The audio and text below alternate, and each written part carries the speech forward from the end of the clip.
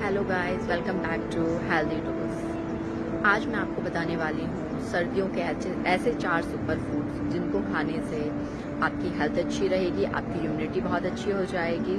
इसको अपनी डाइट में ज़रूर शामिल कीजिए। First is jaggery, second is bajra, third is तिल एंड फोर्थ इज़ गोंद। इन 4 चीज़ों को अपनी लाइफस्टाइल, अपने फूड में ज़रूर शामिल कीजिए। ये 4 सुपर ऐसे फूड्स हैं जो आपकी इम्यूनिटी को बूस्ट करेंगे और आपको सर्दियों में कफ एंड कोल्ड से बचाएंगे। डायबिटीज़ पेशेंट्स के लिए बहुत ही अच्छा है बाजरा, तो प्लीज़ इसको अपनी डाइट में ज़रूर शामिल कीजिए।